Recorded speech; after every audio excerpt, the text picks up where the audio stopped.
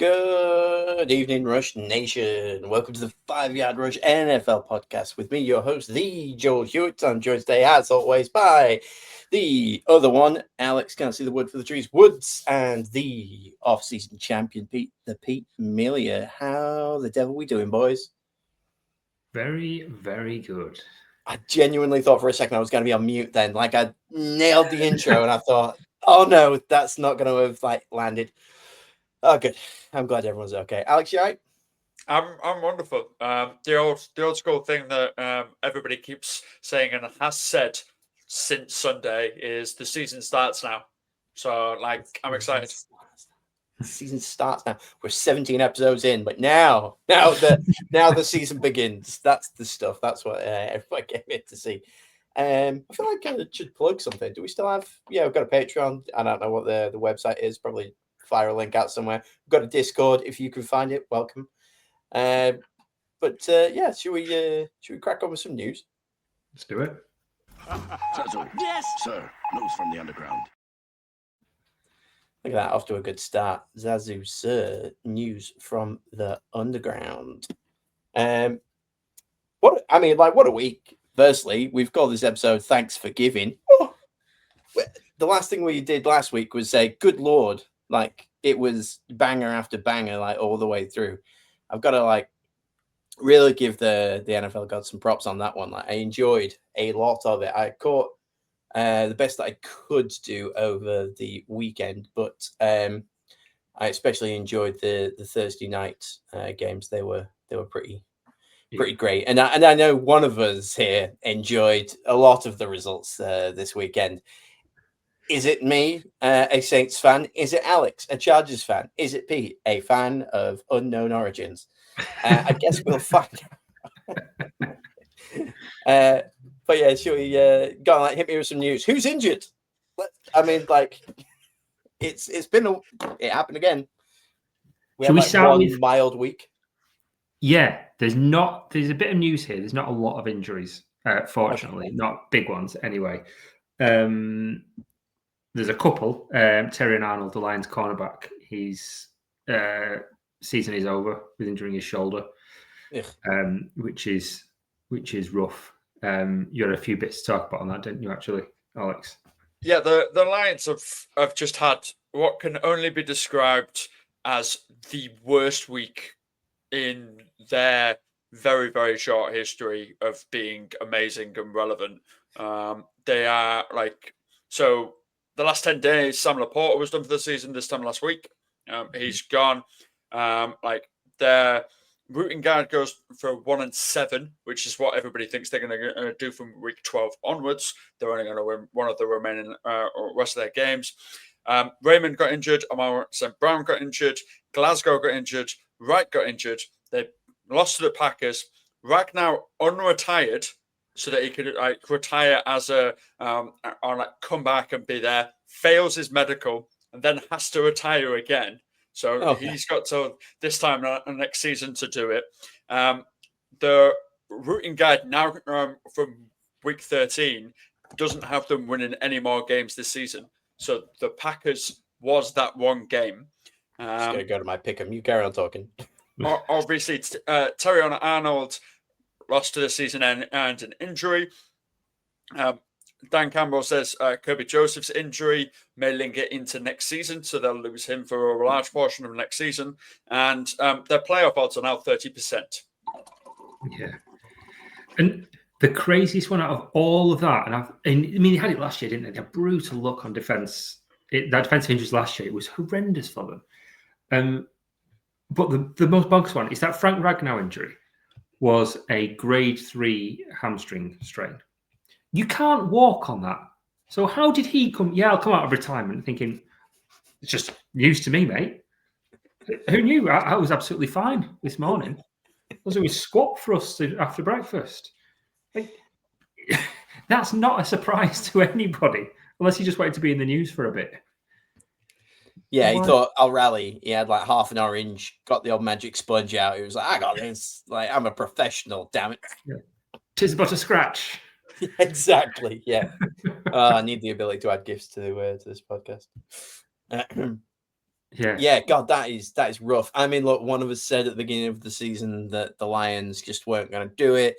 Maybe one of us was laughed at. Maybe one of us also, in the same breath, said that Panthers were going to make the playoffs, and he was still laughed at. Maybe it was one of us. Maybe it was me. Maybe it was somebody else. Probably me, though. I couldn't have predicted all of the Lions going down. But to be fair, like I have kind of like picked against them most weeks, and luckily I have checked. I have picked against them this week already, and they are favored still. On the pick 'em, I think it's 60-40 to them over the Cowboys. But like the Cowboys look good. Like I don't understand. Like we're playing the Lions B team. I say we. It's not me. I'm metaphorically there. And they've just come off a win against the Chiefs. I'm not sure who's randomly spinning this wheel to decide who's the underdog and who isn't. But hey, God bless them. What else happened in the news? Other injuries. Some good news. Tyrone Tracy was carted off yesterday, but he said earlier on today, I'm actually fine. It's just a hip contusion. So he left the game with a bruise. So he should be fine to come back, which is positive. Sauce Gardner obviously went off injured, and it was a bit worrying when he left for the Colts. But it's just a mild calf pain, so he should only be 1 to 2 weeks out, which is really, really positive. A couple of worse ones. Devontae Wyatt, the Packers defensive lineman, kind of plays right in the middle of that defensive line. He's going to miss the rest of the season with a fractured ankle. And that's a big, big loss for them. That's as big a loss as, name escapes me, the tight end that went out a couple of weeks ago. Kraft. Yes, thank you, Tucker Kraft. Yeah, exactly that.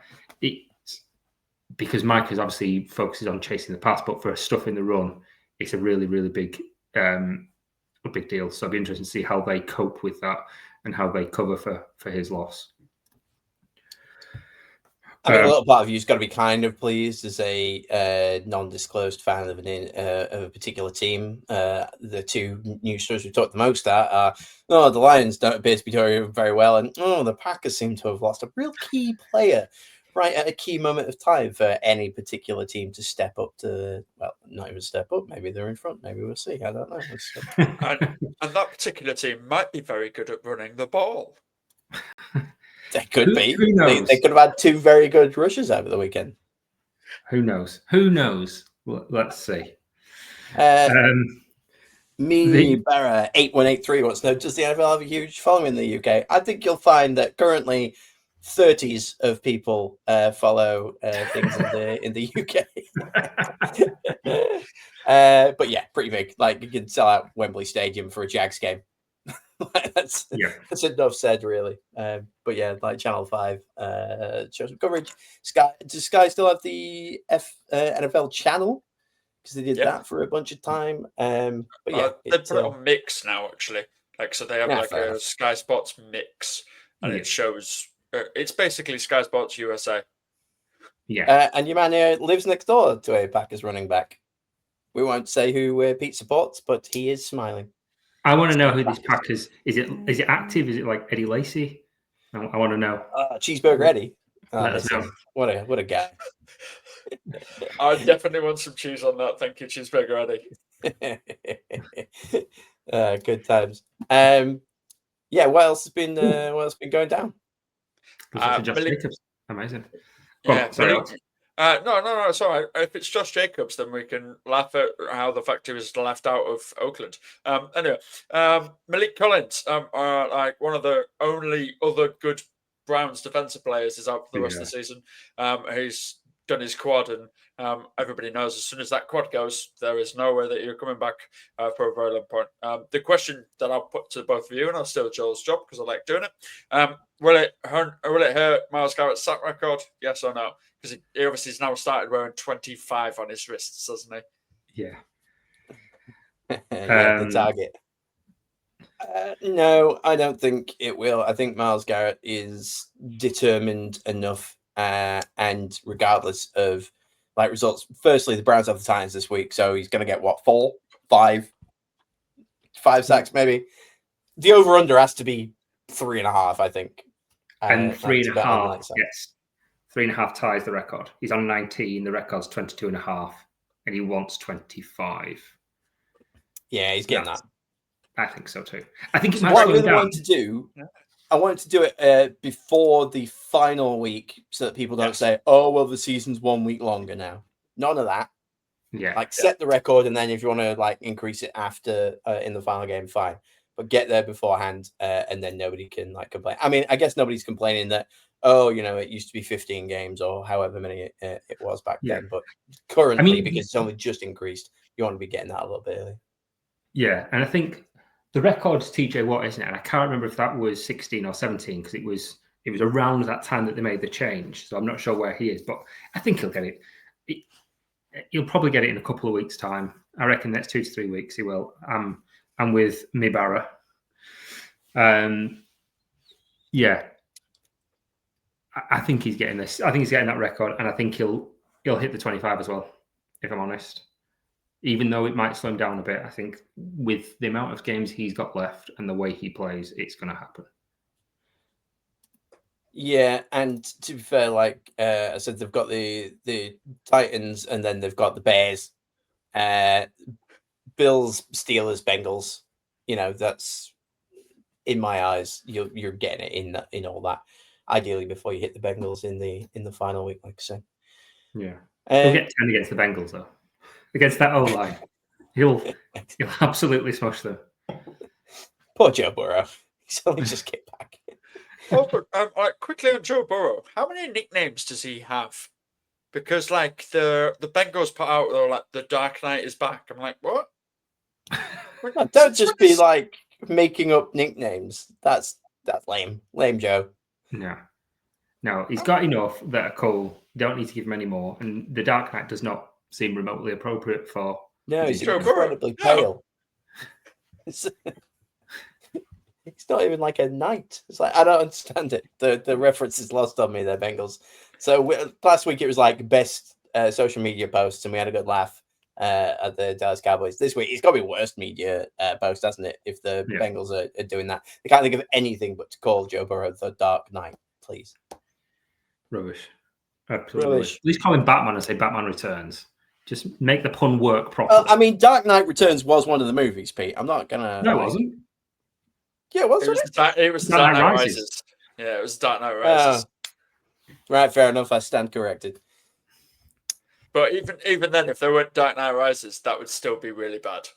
He's not the Dark Knight. He will never be the Dark Knight. Absolutely at all. Or Batman, because he may be good at football. And by the way, he was very good at football this week. And we might get to it, we might not. But like, he's not the Dark Knight. No. On talking about injuries that someone might need to get that deserves a Batman type nickname is Justin Herbert, because what he goes through. So today he's having surgery on his non-throwing left hand. He's getting plates and pins put in. Expect him to play at the weekend. In 5 years since entering the NFL, he's had 3 different finger fractures, a dislocated shoulder, plantar fasciitis, oblique and rib cartilage injuries, and he's missed 4 games. He just gets beat up, fighting crime on the evening, just comes back and then just cracks on with his day job of just throwing all over football. Yeah. I don't understand how he plays through so much every single week, and it doesn't seem to affect his play either, which is even crazier. Inhuman. He's built different, and the surgery was successful today. That was the update within the last 3 hours or something. I mean, expect it not to be. Just like, come on, it's like a broken left hand. Like, it's not like life and death here. Like, oh, good, he's going to pull through, is he? One of his fingers was pointed the wrong way. He's got Brian Baldwin fingers, where it's just left on the left-hand side. He should have just stepped up like Flacco and had somebody on the sideline rearrange his hand so it was in the correct shape of a hand, and then go back out there. No surgery required. Well, that is what happened this weekend. Is that so he fractured the hand and then had to go out, went out for two drives, and then came back with what can only be described as an oven mitt. to hold his non-throwing hand in place, and then came off when they went 3 and out and did nothing. And then there's the Brian Bollinger hand. Thank you for that. Then came back on with a different sized oven mitt. He had 4 different oven mitts playing during the entire thing because they kept getting it wrong and he couldn't really hold the ball right and doing that lot. He was basically doing like product testing as well as playing football this week. Man of many talents, and he'll have plenty of time not making the playoffs to really recover that. Credit to him for going out there and putting it on the line, but is it worth it? I mean, only time will tell. I suppose that's true. Yeah, if you're not playing in January, you need to make the most of the games you can get to get your numbers up. You guys are Saints and Bears fans, chili beans. Oh God, I've just seen the picture. Dear Lord. Have you never seen that Boldinger finger picture before? That's that one's not Boldinger. That's Rob Green. That's Rob Green, the ex Chelsea everybody goalkeeper in English football. Yeah, English keeper. Yeah, it's Boldinger's is similar. That is really horrendous. Yeah, just constantly getting broken from jumping and diving into the turf. So goalkeepers quite often have hands like that. So they'll put the feet, they'll dive, finger gets caught in the mud, goes and bends the wrong way, and you have to kind of carry on playing with it. It's grim. God bless him. Anyway, I can't download that to show everybody, and I don't want to be honest with you, because it's gross. Fair enough. Other positive news on injuries. It's a remote chance. I think it's probably unlikely that Jaden Daniels might play this week. Who's that positive for? His doctor's reputation. Yeah. He's kind of come out and said, "I'm expected to play football. This is it. If I can play, I will. Even though it's a lost season, they shouldn't be playing him. They should be saying, use this as an excuse to just shut me down for the season, get a good draft spot next year because we're not getting into the playoffs, and then push on." But the fact that it was 5 weeks ago, that his arm was bending the wrong way. Yeah, that was rough. That was one of the most gross injuries I've seen all season. It's insane to even consider him playing. He might be pushing for it. Exactly. Completely agree with that.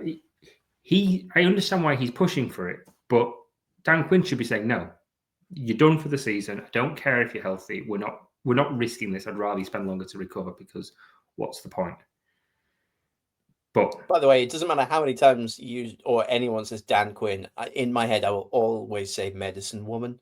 And that's just forever ingrained in. I'm hoping that reference is lost on Alex. I try to get him at least once a week. Do you remember Dr. Quinn, medicine woman, Alex?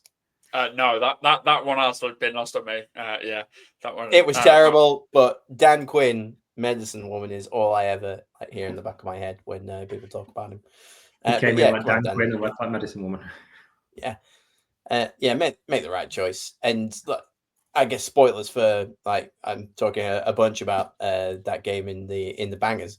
I've put Mariota, did everyone give up on him too soon? I thought he looked pretty damn good this week.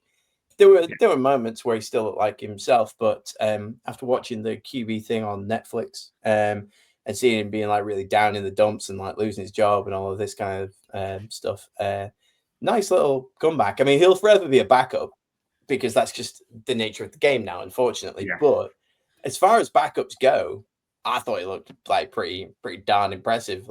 It was a good showing from him. Yeah, completely agree. And he's done really well since he came in. I think in general, the team haven't around him, but I think as backups go, it's been really solid for them. I thought that the record is reflection of his quality necessarily. They didn't win the game, though. Say again? They didn't win the game, though. Wins out the QB stat, Alex. Didn't win the game. If we're celebrating Mariota and going, yeah, Mason, man, well done, mate, win the game. It's like scoring a worldie of a goal and then losing 4-1. It's like, what are we doing here? You've scored an absolutely thunder blaster really good goal, and then you've lost 4-1. Doesn't really matter, does it? Backup QB, coming in and putting on an absolute stunner of a Sunday night game. I've increased it to stunner. Apparently, it's quite good. Whatever I'm drinking. I must admit, I probably would be really inspired if it wasn't the Broncos that beat them. Yeah, well, your bias is showing. Boo. Like, just a little bit. Like, the most boring team in the NFL win more games. Amazing, man. Awesome. What was it? 27-26. Just having a look here. Yeah. I'm gonna have a look at the box score now. You got me interested. Marcus Mariota, 28 for 50, 294 yards, 2 touchdowns, 1 interception. Got sacked twice. It was right there with Bo Nix. They're about like pound for pound on that one. You know, like Bo Nix. I know he's been a bit boring, but I mean, like, I'm just going to start talking about it now. Screw whether or not we're in the news. That to me was as close to, I don't know if we're quite at the talent levels of, but it felt as close to playoff football at this point in the season than any other game that I've watched so far. They both were playing like it was a knockout game. And that was like super exciting for me. I truly enjoyed watching it. And particularly, like you say, from Washington against that Broncos defense as well. That it was really, really impressive. That felt like a divisional game as well, like where it just kind of puts everything on its head and you don't know how it's going to play out. Yeah, I agree with you. It was a really, really entertaining game. Really entertaining game. Yeah. I guess last bit of news is it Lutz got paid 16.1 million extension, 9 million guaranteed. Not bad, kicker. Yeah, it's if you're a good kicker, it's a cracking job, isn't it? Because you can just keep playing forever. Like, how long has Will Lutz been playing for the Saints? It feels like as long as I've been watching football. Well, it's that long that he actually made it over to the Broncos and continued to play for Sean Payton. The Saints started the Gaelic kicker. Yeah, the Gaelic football. Is it Gaelic football? I don't want to it's from Northern Ireland, like a town of 1,086 people, and all 1,086 people were in the same pub celebrating him at 5 o'clock in the afternoon. Fantastic work. But yeah, Will Lutz has been around. Seabass is the one that I think of. He must have been 42, 43, still kicking for the Raiders. Yeah. Sebastian Janikowski, for anybody who doesn't remember. In my like kicker hall of fame, that guy just honestly showed up looking like a barrel every week. Like he should be playing darts. Like that's how Seabass came out. I'm sure I saw him stub out a cigarette before he like walked on to have a walk-off field goal. What a time to be alive. How old's Greg the Leg now? Greg the Leg is the Jets kicker. He's getting on there now, surely as well, isn't he? Yeah. Oh, I mean, Zillon's been here, there, and everywhere, hasn't he? Wasn't he? I remember as a Rams kicker. Yeah. I think, or was it maybe the Chargers? I don't know, but it's 37. Wow. 37, getting on. How was Will Lutz only 31? That's blown my mind. What? 31. Man's got a decade's worth of work ahead of him, but he's guaranteed 16 million. How long is his extension? Do we know? Like, how many years have they kept him for? 3 years. That's all right. I'd say that. That's get retired at 33 or 34, I guess. No, because he's got another contract in him, hasn't he? Yeah, definitely. But like, he can put his feet up if he really wants to. Just that little bounce around the league kicker thing. There you go. Good for Will. Bless him. And that's it for all of the news that we've got, which is quite speedy to get through that. I still haven't edited. Oh, there's one more. Oh, go on. It's the weirdest one of the week, in my opinion. Excellent. It's Adam Thielen got released. Oh, more got than traded this Thielen. offseason, and he asked for it. He asked for it. Yeah, I saw that, and I'm not surprised, but I am surprised. It's one of those weird things where, like, why would you bother? But then also, I watched the Vikings highlights in air quotes, and I see it. Like Thielen just being like, you know what? Nah, thanks. I'll just early Christmas go see the family. You know, his Panthers seem to be looking pretty good, mate. Just saying. Ever since you left. I mean, imagine he goes back there. The Vikings give up a 4th rounder to pick him up, and he just goes, you know what? Can I quit and just head straight back, go running straight back to Carolina?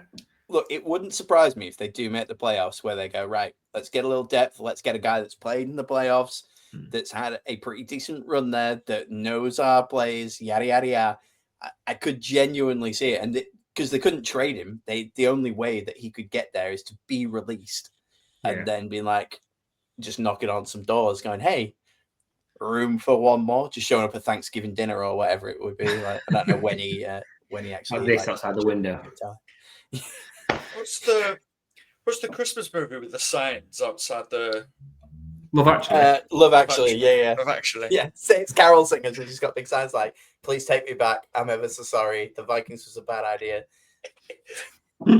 Playoffs? Question mark. And it's like collaged pictures of like himself like with holding like a Super Bowl trophy but dressed in the Panthers outfit. Listen to me. In their outfit. In their little NFL outfit. Oh, we did it. We got the movie quote in this week. We got the movie reference in this week. I mean, we spent a good 7 minutes on me getting the Batman movies wrong, which is insane. I'll give you that one. Anyway, I forgot to re-edit the Bangers and Trash segment, so I'm going to do what we usually do and just stick it to topic of the week.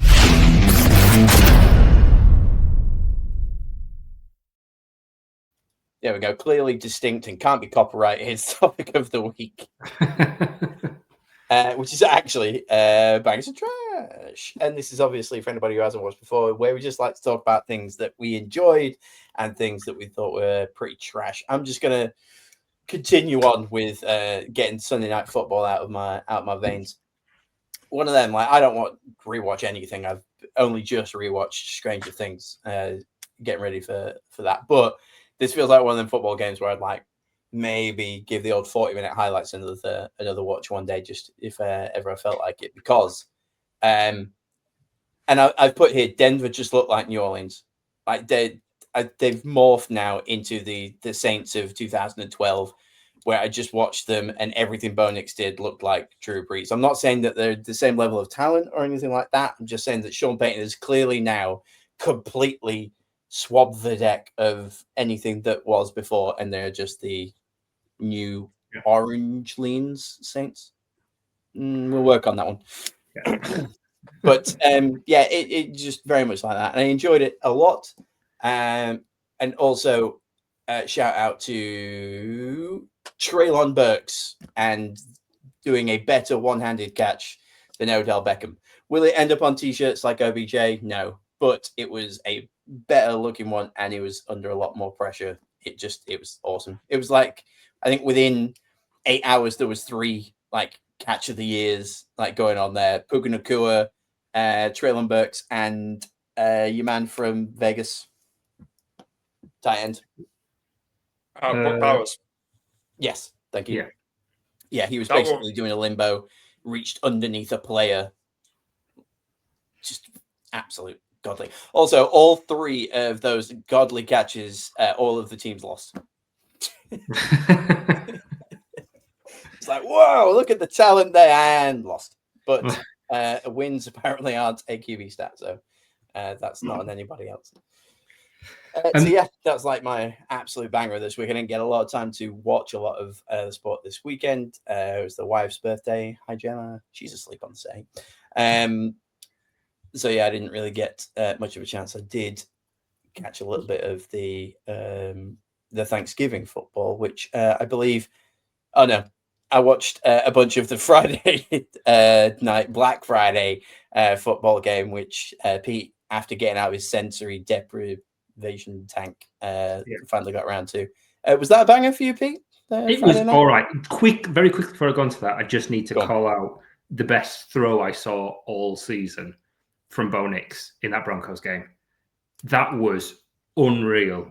He's falling down. I don't know if anybody's seen it. He's falling and he's nearly touching the ground. He just somehow managed to sidearm it into the end zone for the touchdown. Absolutely ridiculous. Yeah, boring Bo Nix. Even Alex probably has to agree that pretty decent. It was much like another division quarterback that plays, and I've got respect for him. I'm not amazing. His name is Patrick. His name is Patrick.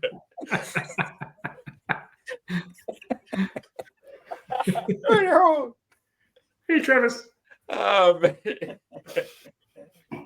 By the way, Pete just sneakily pulling out a Kermit the Frog impression. I Nobody's think like it, man's been there for like 3 weeks. completely there. Anyway, but Kermit the Frog also did it against Dallas, didn't he? He had a similar one against Dallas. The only one that makes the Bonix one is it was in the end. It was in the red zone, and it was under more pressure than Mahomes was. But yeah. Right. While we're riding this train, I've already forgotten the poor guy's name from the Vikings, but like also did the same throw, but directly to a Seahawks defender. One of the smoothest pick sixes I've ever seen. Like that was beautiful. And good God, I joked that I needed 40 points from the Seahawks defense this week to beat Murph in our Dynasty League. I'm top anyway. I don't need the win, but I needed genuinely 40 points just from my defense. Turns out I needed 32 and they got me 31 and I ended up losing by 0.59. Oh, I had no right in winning that game, and it would have been. I'm hoping for stat corrections to hopefully come through and give me the win. But that lots of falling over and throwing for varying levels of success this week. Banger. Yeah. Do you want to talk about anything? No. No. Before we touch on back to we might go into a bit more on that later. But yeah, let's get the most important game of the week out of the way. Let me get his one. Where is he? Take 5, Alex. In case you are not aware, on Friday the Bears, who notoriously only beat bad teams, beat the Philadelphia Eagles, and they are now the number 1 seed in the NFC. So from a banger from that point of view, I have to focus on the running game. The running game was utterly ridiculous all the way through. When you've got such a vaunted D-line like the Eagles have, they're not particularly beat up. They're not playing out of form. They've been keeping the Eagles. They had an 8-3 record going into this, and that wasn't because of their offense, because their offense has stunk for a while. But the defense has been good, and they got trashed. They got absolutely annihilated on the ground. So let's do a bit of a stat dump on this. For those that don't know, both Bears running backs Monungai and Swift had over 100 yards. Both scored a touchdown. The Bears had more rushing yards after contact, 185 yards after contact in this game. That's more than any other team has put up total rushing yards against the Eagles this season. It's the most rushing yards against a Vic Fangio defense in 20 years. The Bears having 200-yard rushes, that's the first time that's happened since 1985. And the Bears managed to top 100 yards before contact and 100 yards after contact. That's only happened one other time this season, and that was the Bears. And all of this, the crazy thing about all of this is who that running back room is. You've got Swift, who was let go by the Lions, who was let go by the Eagles. It was just, he's not good enough. Even when he came to Chicago, and polls paid him, $16 million over 2 seasons? Bears fans were like, why? He's a bit of a jag. And then Monungai, who in a stacked running back class with lots taken early, they got him in the 7th. He's a 7th. Those late round running backs. It's bonkers that he's big, and he is the most efficient. He has the highest yards per carry of all of them. Now, there's a few factors in that. He's really good, and Swift is playing really, really well. The offensive line might be the best in the league, certainly from a run protection point of view and how they're playing. Yeah. We talked about them last week. I don't want to go into that too much because they've been great. But the one person I think hasn't got enough credit for this is Eric Bieniemy. Great man. Yeah. And obviously, Eric Bieniemy, when the Chiefs were exciting to watch as an offense, he was their OC. For a few years, he's the obvious next big head coach candidate, and it just never happened. And it was like, why is he not getting it? Because he should be really, really good at this. He's doing really well. It never happened. So he went to Washington. I think last year he went to college football and didn't work out, which is why he's back as just a running coach and not an OC now. But if you look at Swift, the difference in him since the beginning of the season is light years, because before the first few weeks of the season, he had 2 plays. One of them was bounce out to the right and then hope he finds a lane and gets moving, or grab the ball, just run straight into the pack and fall over. But look at his touchdown here. It was like watching Le'Veon Bell. He stepped out the side, took a few steps, waited for the gap to open, and then burst through to get that touchdown. It's night and day, and that has to be coaching. So that's Bieniemy, that's Dan Rushar, the O-line coach, that's Johnson, all of them. But I think Bieniemy needs to take a lot of credit there because he's not had his flows at all really this year. But the defense played amazingly well as well in there. You've got to say you've got Bayard with another interception, which was a ludicrously good one as well. Anticipated the throw, ran half the field to make a diving catch to intercept the pass from Hurts, for Hurts, who does not turn the ball over at all. And then you had Nahshon Wright just doing, was it Thibodeau that did it in the tush push last week against the Eagles? And he grabbed it, but it was flagged and it didn't count. But he's looked at it and gone, I'm doing that. So he just reached in and yeeted the ball out of Hurts' hand, because they used to have 2 pushes, they've gone to 1 now, and I think that's changed the structure of that and the ball protection that comes with it. So it was just opportunity, but you could tell that was coaching and something they've worked on in the week leading up, saying there's an opportunity there. So the entire team played well. The fact that it was 10-9 at the end of the third quarter baffles me, because the Bears dominated them start to finish. They had twice as much time as possession, twice as many first downs, 35 more plays, beat them on yards. They beat them start to finish, and it was an entirely one-sided game. When it got to the end of the third and it was 10-9, I was like, how's this happened? I don't understand at all. So yeah, really, really impressive all-round performance, but great job from the running backs. There he is. Is he Offensive Rookie of the Year? It's quite a tough year this year. I think he should be, because if you factor in draft capital, it's incredible. But you've also got Tyler Warren, certain amount of Emeka Egbuka, but I think Egbuka's kind of fallen off a little bit after a start. Injuries kind of screwed him a little bit. Yeah. I mean, even on the Bears team, you see Loveland playing really well, Bird is playing really well, but Monunga is definitely the best of them. So for me, he is, but I'm entirely biased. But yeah, he's certainly the biggest steal of this draft. I don't think there's any kind of debating that. Yeah, clearly. And how long's Swift around for? Well, it was only a 2-year extension. That was at the beginning of last year. So I think he's out of contract. It might have been 3 years and only 2 guaranteed. Yeah, I need to check that actually, because I'm not 100% sure.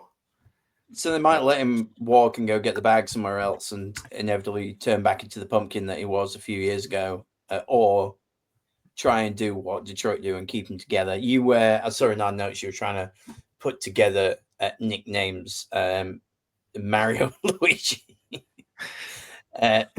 much like the Sonic and Knuckles thing.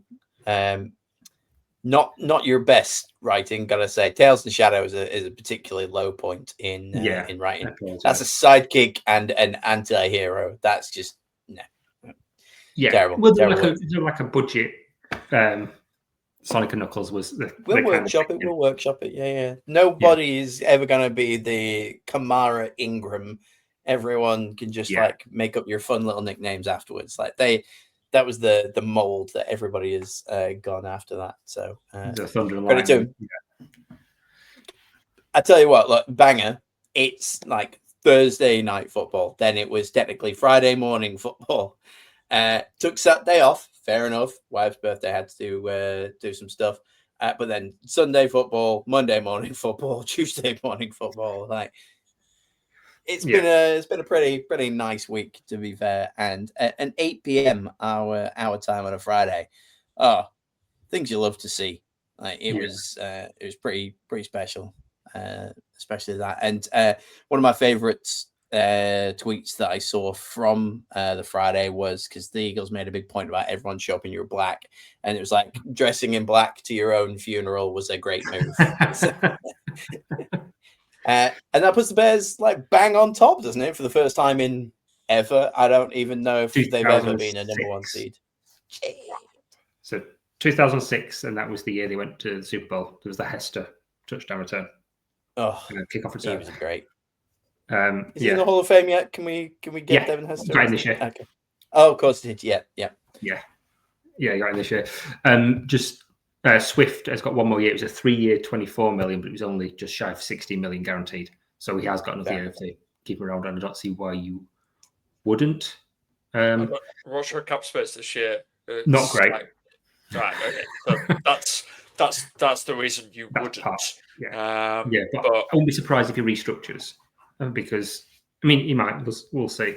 But yeah, he's easy to replace when the scheme is that good and the line's that good. You don't need to worry about him, which is part of the reason why I think DJ Moore's off at the end of the season as well, just for the cap relief. I need a buzzer to stop him or something like that. Alex, give me either some bangers or trash from this week. You bring it down? Yeah, let's go Jacoby Myers. Okay. Yeah. What did you like or not like about Jacoby Myers this week? I loved Jacoby Myers. Jacoby Myers was like the one breaking news story we got out first before anybody else that he wanted to be traded. We've kept a hold of Jacoby Myers this season, and he balled out this weekend. The Jaguars were incredible, and I say that like nicely because I'm normally mean to the Jags, and I bully them. But 6 of 6, 93 yards, 1 touchdown. Unreal. Jacoby Myers, I salute you, my friend. Good stuff. The question then is, the statement is, he wasn't the problem in Las Vegas. It definitely was Gino. It was Gino. Yep. Yeah. I think we've all established that every problem. I found out this week that Vegas is down by like 300 million or something daft like that on tourism. Guess why? Gino. Gino got nothing to do with anybody in any office of any shape. It's definitely Geno Smith's fault. So Adele stops touring in Vegas. It's Gino's fault. Yeah, absolutely. Yeah. They finally let Bruno Mars free from the shackles of Las Vegas, probably down to Geno Smith being terrible and like chasing him out. I drafted Jacoby Myers in hey, this guy's clearly the number one at Vegas, and then just spent weeks of him being on the bench on my bench, just going, God, I really wasted that. But there was nobody else at the waiver wire. I'll just leave him there. And ever since he's been with the Jags, start him every week. It just shows the difference. He clearly didn't want to be there, so now he's putting in the work. God bless him. Look at you pulling fantasy moves. You should have your own podcast. Well, I mean, for all of the great fantasy podcast news and stuff like that, you want the flagship show on a Thursday night with Murph. But I could have told you. I could have given you a little Jacoby Myers. One little bone. He did the flagship show about 2 hours ago, didn't he? Did he? He did it on a Tuesday night. Ugh. We weren't allowed to have our show on a Thursday because the flagship show was on that day, but that's what you get. That's CEO moves, isn't it? Like you can scream when you like. That's the privilege that he's got. There was one week where we were both screaming at the same time, and we got more viewers live. Just want to throw that one out there. Sex appeal. That's it. They clearly came to see this week adult Kevin McAllister and us two. I loved you in Home Alone too, Pete. Thanks. I'm gonna bring the mood down. Yeah. We need to talk some trash. I've only got one thing on there, and hear me out. I'm bringing the news from the Four Horsemen on this one. I played out the rest of the season on the NFL's who's going to make it to the playoffs. And I didn't have any bias, and I took everything that I clearly knew. And I'm really sorry, but with all of the excitement aside, I somehow still ended up with Kansas City versus Buffalo and Philly versus Green Bay as the conference games. I just picked the games as they were going, and it turned out that although this season is, I keep seeing people on TikTok going like, I've just come back from sea, tell me about the season. It's like, I don't know who's good.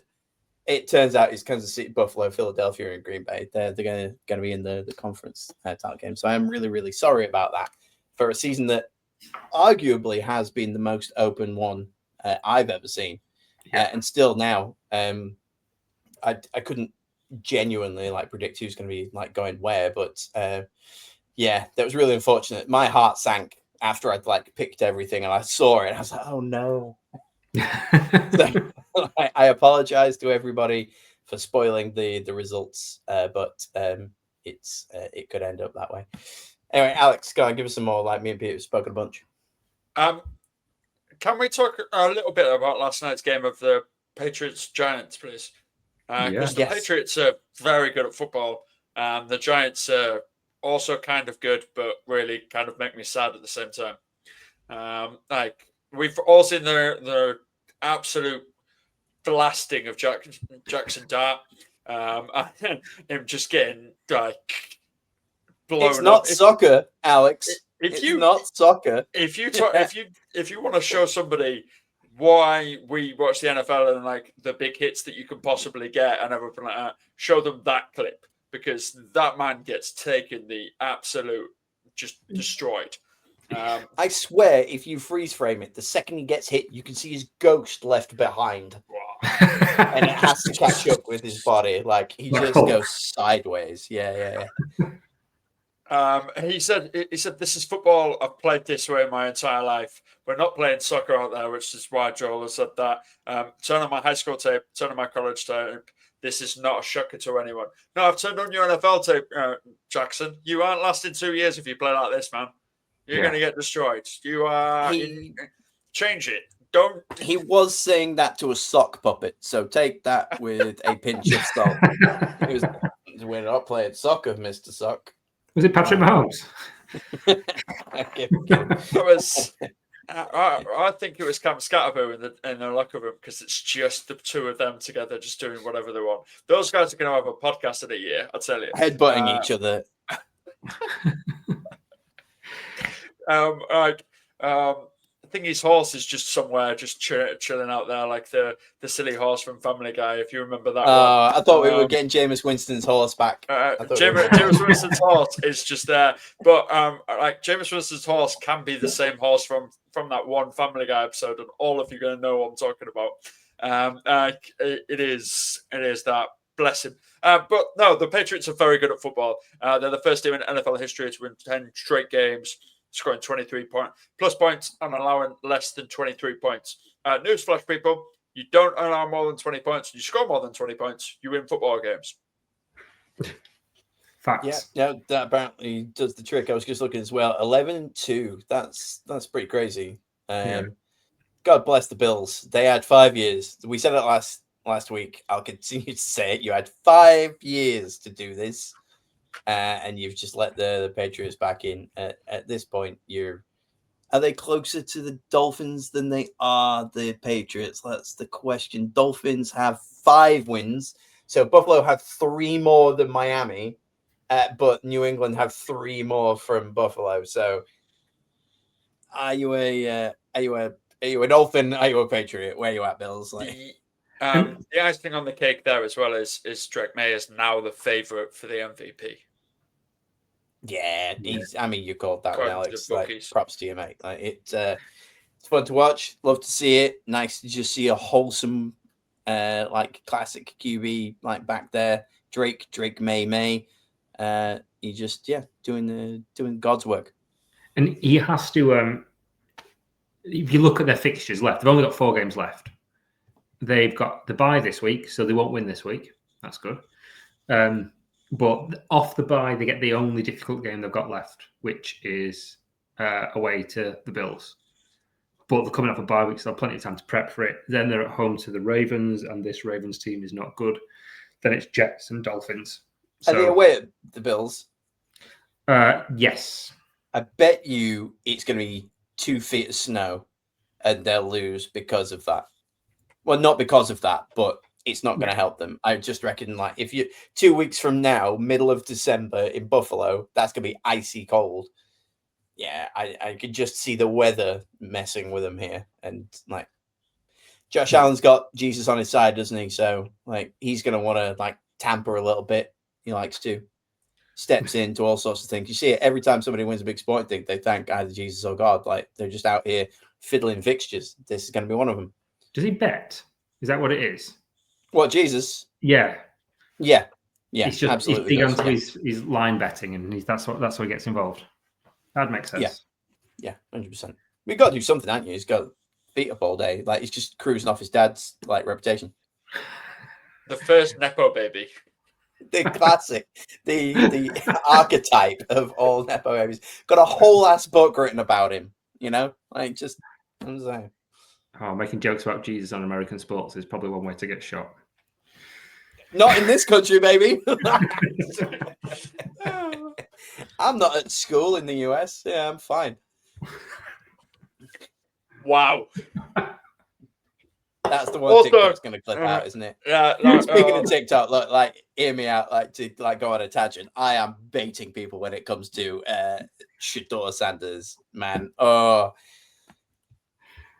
there are so many people just like glazing that dude, and he has been horrible. I've not put him down on trash, but he is trash. It was just a horrible appearance from him this week.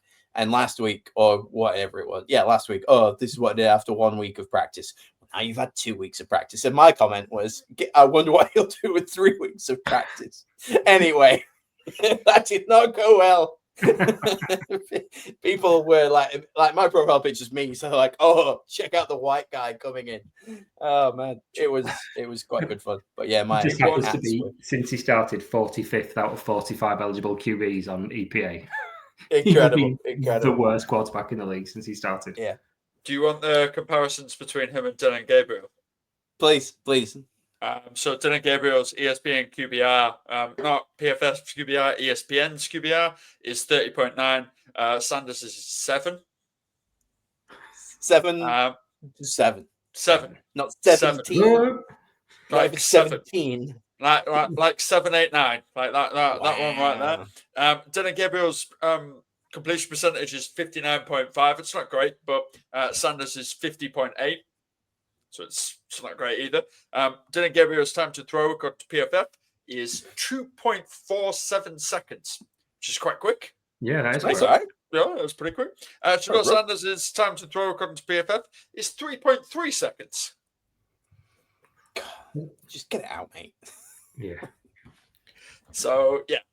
He holds the ball on for too long. He's not that accurate, but I will say something that is a positive for Shador Sanders, and I can't believe that these words are coming out of my mouth. In the last 2 seasons, the only plus 20-yard completions that have come from a Cleveland Browns quarterback have come from Shador Sanders. Yeah. I guess that's something. It's a stat. Yeah. There's something. I almost called him Mr. Unlimited for a second there, and that's because in my head I wanted to segue this. I went to go see Too Wicked, Too Furious at the weekend. And yes. when they were singing Unlimited, I was like, oh, did Russell Wilson go and watch Wicked and then came out going Mr. Unlimited? Like, it felt very, very Russ Wilson when it does seem very on brand as well. Yeah. The second half of that musical is much worse than the first half of that musical, much like his career. So all ties in very nicely. All right. Off-season pod idea: musicals that reflect NFL quarterbacks. Making notes. It's got to be as good as Les Mis, Phantom of the Opera, like Hairspray. I won't spoil it, but that's going to be a hell of a show. Thank you for writing that down, Pete. I love a good tap. No worries. Oh no, I'm thinking right now, and that is dangerous. I'll tell you that. I know. I've taken us off piste completely. Right, let's get us back on. Come on, where are we up to? Somebody give me a banger. I just keep talking trash about people. Okay, I'm going to do a banger. Adonai Mitchell. Oh, okay. A.D. Mitchell. So he was Mr. 1 Yard Line. Yeah. Yeah. Not missed the 1 yard line, Mr. 1 yard line. Yeah. Holds the ball like his salad fingers and just. And yeah, he's to everybody else, it seemed like he was a throw-in on that trade for Sauce Gardner. But this week, and I mean, the best part about this is he's become really quite important to this. I mean, admittedly rubbish Jets offense, but in a terrible, terrible team, catching throws from Tyrod Taylor, 8 of 12 for 102 yards and a touchdown. And the touchdown was a cracking catch as well. And he's played really, really well, particularly as that happened at the same time as Sauce Gardner went out injured and had to leave the game for the Colts as well. So the Colts GM, is it Ballard still? But I mean, he's got talent. Like, you see him play. Everything about his wide receiver play, except for catching the ball, has been really good. He's fast. I should think about that thing that's really important. Yeah, like, he's fast. He runs his routes well, I think. He's just had a few really, really bad drops. So if he can get that sorted out, this could be an absolute steal for the Jets. And he's made a few big plays, not just yesterday, but in the last couple of weeks as well. I think he could be a big piece for them. And he's making the most of his opportunities well. Obviously, Garrett Wilson's out as well. He's the only Jet to have a 100-yard game this season. Yeah, and he's been there including every quarterback, I assume. It wouldn't surprise me. He's got more receiving yards this than two of Justin Fields' passing games combined. Shit, there were rumors this week that Justin Fields has fallen out with the coaching staff after they wanted him to do a Taysom Hill kind of role. And he said, no, I don't want to do that.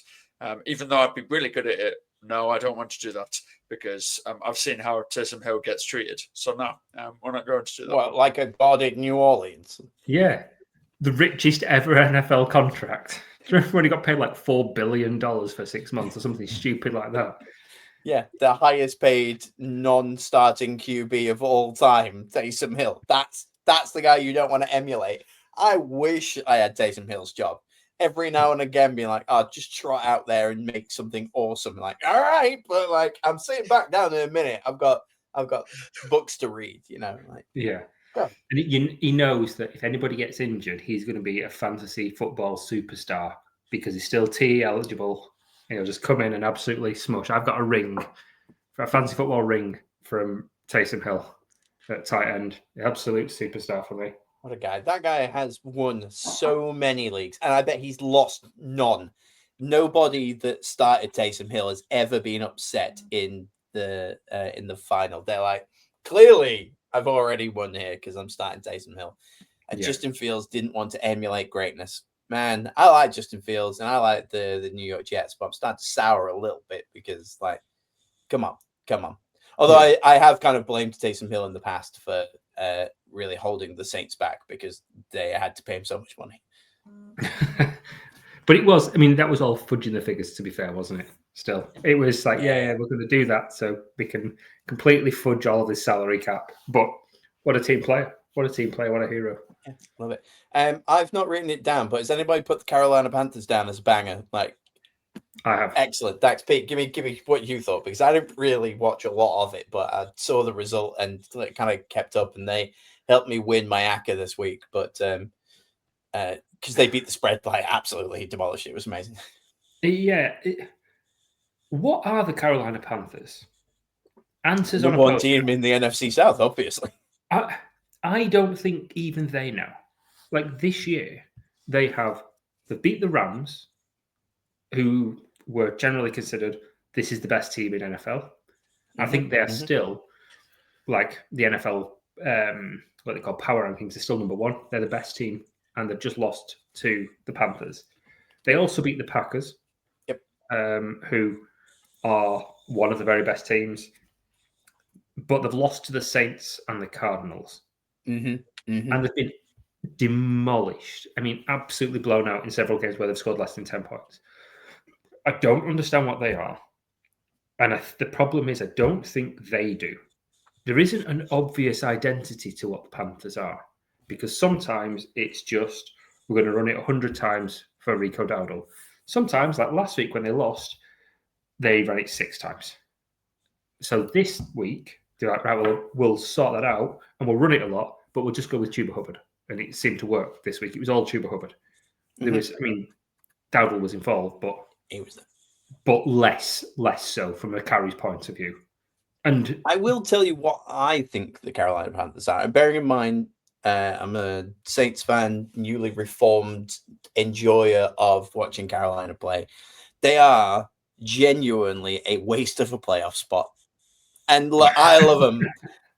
And it's cool right now. But if they end up stopping the Buccaneers from making the playoffs, I just can't see the Panthers like going toe to toe with an actual team is what I was going to say. That like a playoff contender. They're clearly, although saying that because they might win the division, they'd end up with a home game. But I just think they get knocked out in the first round. Whereas I wouldn't believe that the Buccaneers would. But hey, look, I'm here for the Panthers. I enjoy it quite a lot. What the Panthers did do was they split it. Dowdle got 18 carries this week. Chuba Hubbard got 17. But Pete's right. Hubbard got a lot more open play kind of runs drafted towards him, where Dowdle was kind of, you expected short yardage to try and get more up and do that lot. And Hubbard like blew the doors off. He was incredible this week. yeah, it was. And before this game, one of the biggest changes was the turnover battle. Before this game, Stafford had thrown 2 interceptions all season, and then he threw 2 in this game alone. And in a close game, that was the difference. He's been really good at protecting the ball. He still managed to find Davante Adams because Davante Adams lives in the end zone. He's like the anti-Julio Jones. He's the opposite of Julio, where Julio would, for years, would just get like 1,600 yards, 1,700 like a yards. yard monster, yeah. And then never got any touchdowns. Or he got like 7 or 8 touchdowns, which was totally incongruous with the amount of targets and yards he got. Whereas Davante Adams has just tied Megatron's record for the most number of touchdowns within the 5-yard line. Wow. He's just... That's cool that Stafford did that as well. Like, yeah. He just does the tap-ins, but he does it really, really well. And Puka must be furious. Puka's like, I get all these targets, make these incredible throws, and then you just give it to Davante in the end zone. What are we doing here? But I feel like Bryce Young is going to be good. And when I say good, I mean Derek Carr. I think he will be a solid NFL quarterback. I mean, he got benched mid last season. So being Derek Carr, he's not the worst that he could be. That's which Derek Carr? Like Saints Derek Carr? No, Raiders. Raiders Derek Carr. Okay, right. Early Raiders Derek Carr. He might be Trevor Lawrence because he's still not got amazing. He's got Tet, Legette's Gash, and everyone else is. Jalen Coker's not amazing. So he's about to get Thielen back though. So, oh well, that's fine. Yeah, just one-handed catch because his other hand's holding a cane. Yeah. But that's the plan in the offseason, isn't it? Is that when they look at their picks that they've still got quite a large number of picks from trading away different people and making sure it's there. They will build that offense because they now think that they've got the guy. Their running back room's fine, so they're either going to go O-line and solidify that even more and make sure the running game's going to be great, or they're going to go out there and get an offensive weapon. Now, this draft is not wide receiver amazing. That was kind of last year. As we've already said, it's not tight end amazing, so most likely they'll probably go guard and like just solidify it and be like, yeah, that's what smart organizations do. We draft guards, man. Yeah. And what's going to be interesting as well is Adam Thielen was claimed off waivers by the Steelers. The Steelers just picked up Thielen. As we are talking about it, breaking news. Yes. John's the old break stuff. That's so good. I wish that was Carolina. That would have been absolutely perfect. Too good. But yeah, the fun thing is that when you look at who are the elite O linemen, the people that get drafted really high are generally massive. They're units. Like a Dan O'Reilly that's like 6'5" or like 6'8", and they're huge guys. And I don't know that necessarily helps Bryce Young. No, that's fair. Because Yeah. he's You can't fair see. play, fair play. yeah, they just need really, really good coaching. I He think could do with a real stocky little son of a bitch, couldn't he? Just like Yeah. like just an absolute proper- chode of a guard. Yeah. Or Aaron Donald. can we get some? Can we get some like Inspector Gadget, Go Gadget kind of like jumper boots for Bryce Young? So How does Tom Cruise make himself look 6 foot in movies? Can we do that to Bryce Young? Can we get Stands some on a lifts crate. in there? Yeah, we probably could. Can we put stacked heels on cleats? Would that help? Just dress in massive platforms like he's a Spice Girl. Yeah, that'll work. Absolutely. Like, no one knows how tall I am, so I can talk shit all day. Like that's why So, I'm 6'3". Like, I mean, tell me what you want, what you really, really want. Oh, beautiful. I really wanted that breaking news to be Adam Thielen signs with the Panthers. So mad, but I love that we were talking about him as he signed with somebody. So that's really good work. Speaking of the Steelers, segue, Alex, you've put me in your trash, and is it time that I can use the picture that I've been dying to put on screen? Yes, yes, it is. So this happened the second play of the game.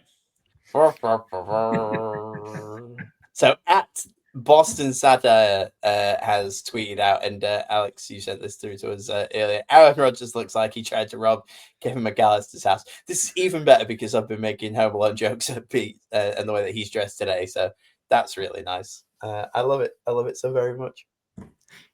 The main reason I wanted that up was because it was legend Joey Bosa that did it to him. Nice. Oh, nice. So like that was another like full circle Alex type thing. No, the main reason we're talking about the Steelers is not necessarily the offense, although George Pickens has more yards than the entire Steelers wide receiver room. Like there's that one there. Even though they've not been able to complete a downfield pass in 36 days. They're 0-13 in the last 5 games for plus 20-yard air passes. So there's that one as well. Aaron Rodgers is looking like an old man with this cast on his wrist, and he's absolutely losing his mind. He probably will retire at the end of this year. I'm hoping so, just so that we can get off the island that is crazy. But like he always does, and this has kind of been a long time coming, and Steelers fans will say this themselves. I feel like Mike Tomlin has out-Mike Tomlin'd himself. And he's kind of gone, yeah, no, I can coach anyone. I'm all about good vibes and doing this. Well, the Steelers defense allowed the most amount of rushing yards at a Steelers ground ever. And that was not them. That was the Bills that did that. James Cook went absolutely off. He was phenomenal this week, as he always has been this season. He's an incredible one. The Bills ran the same play 29 times on the Steelers defense, and they could not fix it. Could not fix it. TJ Watt said at the end of the game, I can't believe they did that. That is wow. How we did not fix it, we have no idea. The crowd were going and booing and fire Mike Tomlin jokes, fire Mike Tomlin jokes, fire Mike Tomlin jokes. Yes, 100%. You are absolutely right, Pete. And yeah, it's a dumpster fire over there. I've got one more immense stat for you. And then that links back into the offense as well as the defense. 64 games, including the playoffs. Mike Tomlin's Pittsburgh Steelers have had 7 or fewer points in the first quarter. Wow. They haven't scored more than 7 points in the first quarter in 64 games, including playoff games, which I personally think is crazy. I really do. And I think this is probably the last Pittsburgh Steelers that will be there. I think he will get fired at the end of the season. Yeah, I don't think he will be fired. Yeah, there's Aaron Rodgers allocating the blame for the Steelers' loss. He even did it very specifically afterwards, didn't he? He was like, "Oh yeah, we had that one play to Jonnu Smith, and he'll be really sad with this because he was supposed to run an in route and he ran an out route. So I threw it to the right place, but he ran the wrong route, and that's the problem." Has Aaron tried blaming Las Vegas Raiders quarterback Geno Smith? Do you know what? Do they play the Raiders? And the Raiders will win, won't they? They will. So good. Then he'll be able to blame Geno Smith because it will be all Geno Smith's fault. Yeah. I would have because he just normally really plays liked rubbish. him to have come out and said, Geno said that I should blame him for stuff, so clearly it's Geno Smith's fault this week. Yeah. And just like leave it at that and leave. But it's a sad time that, like, and we knew it was going to kind of amalgamate to this because we know that Aaron Rodgers is a dumpster fire and kind of infects. John already said you were watching Stranger Things again. You know, like where the upside down kind of infects the pumpkin patch. Yes. Kills it. That's Aaron Rodgers. Aaron Rodgers just slowly deteriorates everything around him and will make them worse. And that is not a good quarterback or a good leader or a good man that does that. And that's Aaron Rodgers, everybody. But for me, the issue is coaching as well, because they should see that this is happening to the organization when you've been there for 20 years, that you should then be able to go, no, this hasn't worked, so let's break it, let's do it. And they did when Mason Rudolph was there, but it was still the same thing because they've seen Mason Rudolph before be terrible. I don't think Tomlin won't get fired. To use football, soccer parlance, he will get mutually consented. That's what's going to happen. He's been there too long. He's been too important to that organisation, and they've not been that bad that they can fire him. It's just we've decided time for a change, and he'll get picked up. Someone will make a poor decision and pick him up very, very quickly. And he'll probably turn around a struggling team like the Titans. He'll go to the Titans. He'll make them semi-respectable next year, but they'll never get beyond semi-respectable because his coaching methods are, I think, out of date. Personally, they're going 9-8. That's all I can tell you. Tomlin made a deal with somebody at some point to make sure that he will never go under 500. They're going 9-8, and that's all I have to say on that. Pete, you put the Bengals defense in a banger. Yeah. You okay? Yeah. What's going on? But they were. Like, if you look at them, show up for the Dark Knight. That's what it is. They're his Robin. If you had the Steelers, if you had the Bengals defense for the last 2 weeks in fantasy football, you probably weren't paying attention to your team, for one. But two, they had 25 points 2 weeks ago and had over 30 this week. Jeez. They still give up a ton of yards to Lamar, but 3 sacks, 3 forced fumbles, all recovered, and an interception. They won that game for the Bengals. It wasn't Smokey and Joe coming back. It was the Bengals defense absolutely setting them alight. I mean, both defenses, I think, played reasonably well. There was the Bengals did the strip sack or the forced fumble within the 5 or 10 yard line against the Ravens, and then went 4 and out. But the Bengals defense just annihilated them. And I don't know how much of that is the Bengals being good or Lamar just being walking wounded and a bit rubbish. It's a little of column A, a little of column B, because Lamar just looks terrible. Despite the fact they're on a 5-game winning run going into this game, he's not looked great. And the only tipping advice I generally give in NFL is don't bet on division games, because division games are weird. You don't know how they're going to go, and it always form and quality and anything else seems to go out of the window. a lot of the time. Unless it's Bears Packers, in which case Packers always win because it's BS. But yeah, the Bengals defense just looked elite. It was bizarre, absolutely bizarre. How good they were this week in stopping Lamar Jackson. He has now fallen below Justin Herbert in yards per rush, overall this season, and like overall and like in general. Like he will now have like per game, if you take it per game and everything like that. Lamar Jackson has like 24.5, and Justin Herbert has 24.9. So.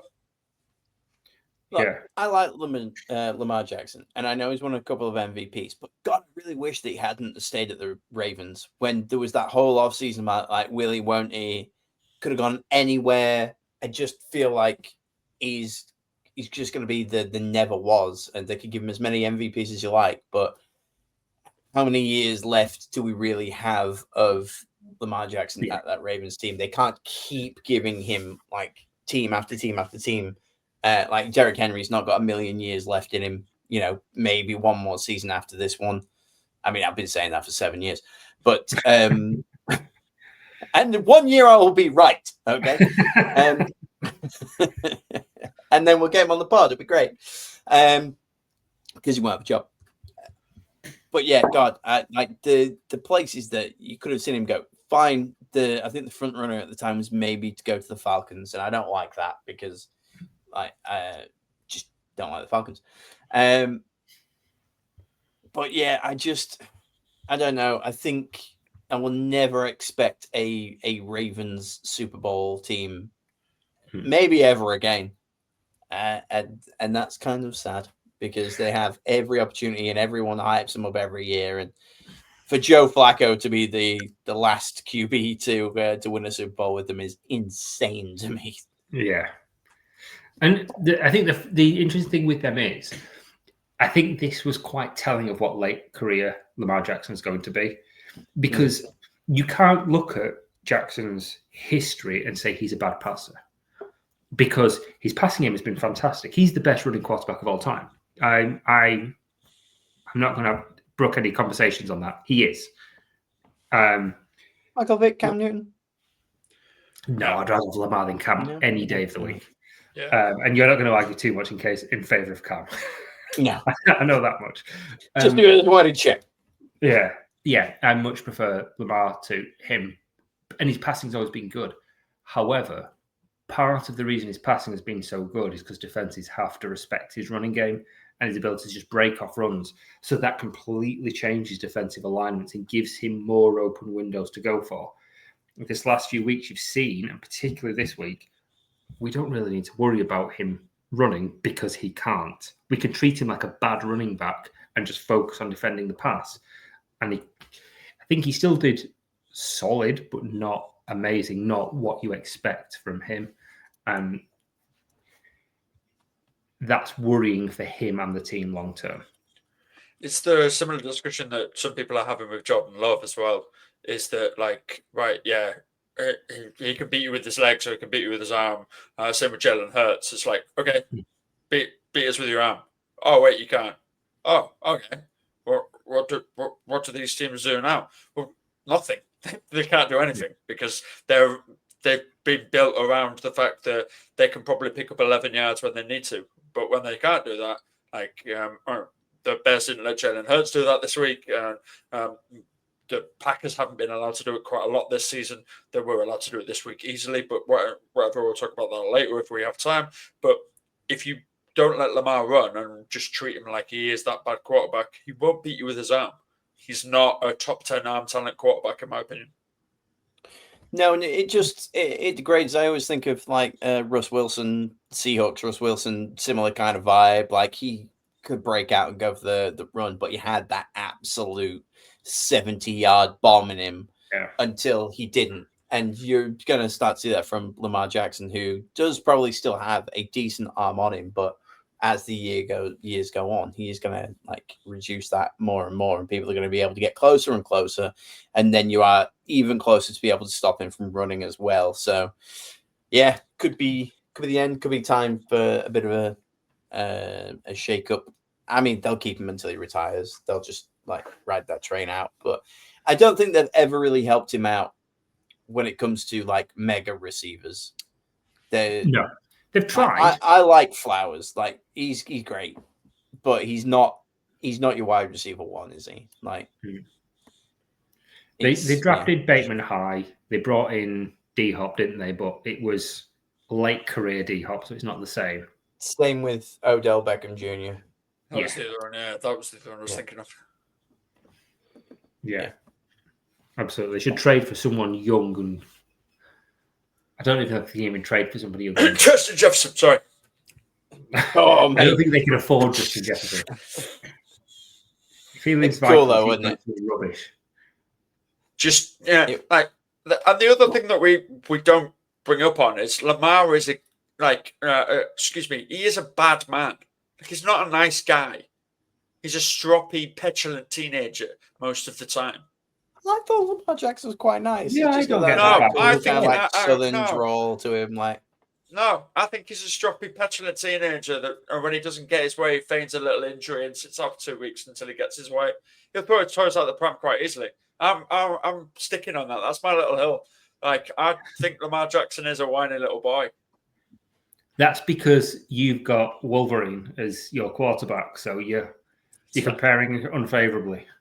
Okay, sorry. Apologies.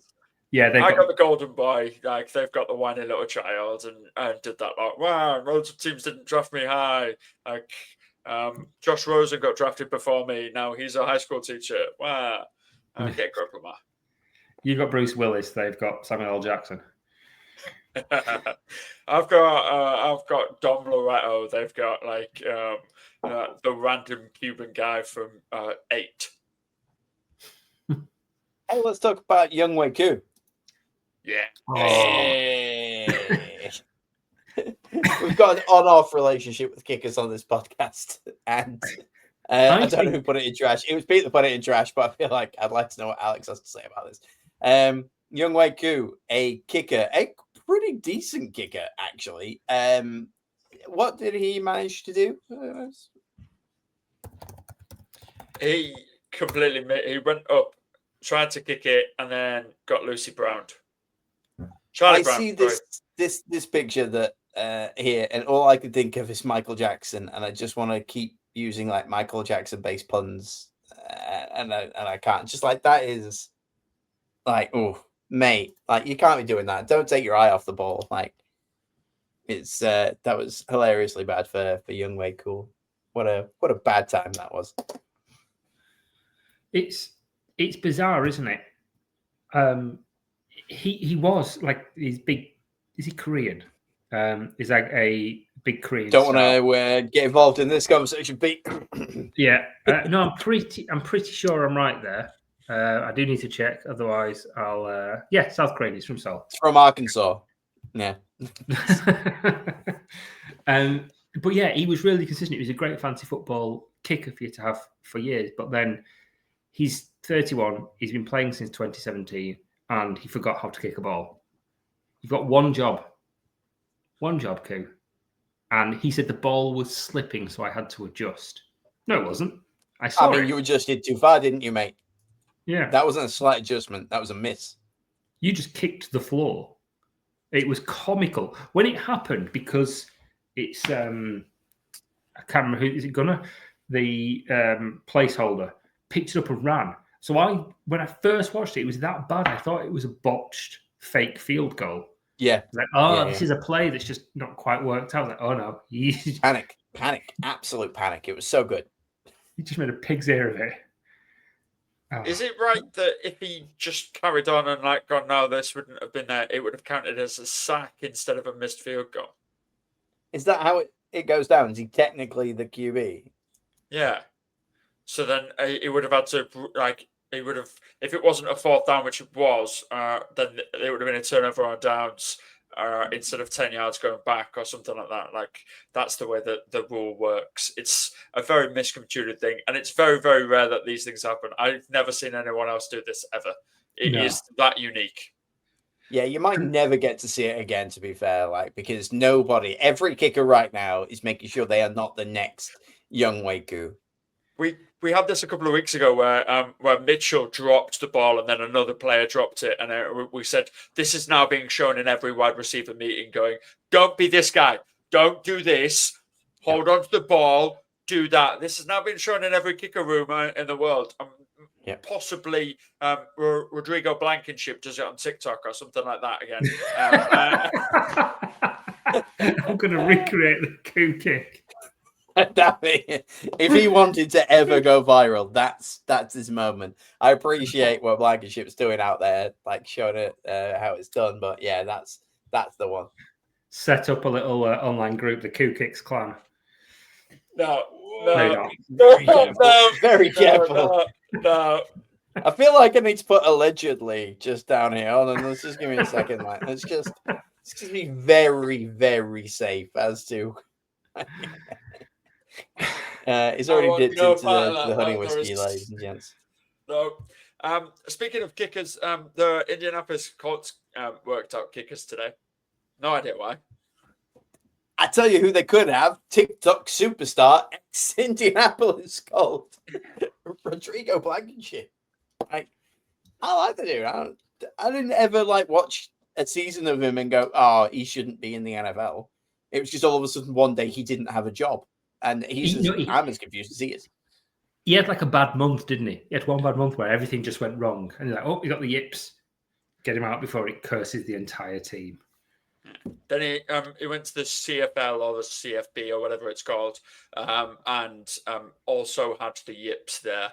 So he's not getting a job back.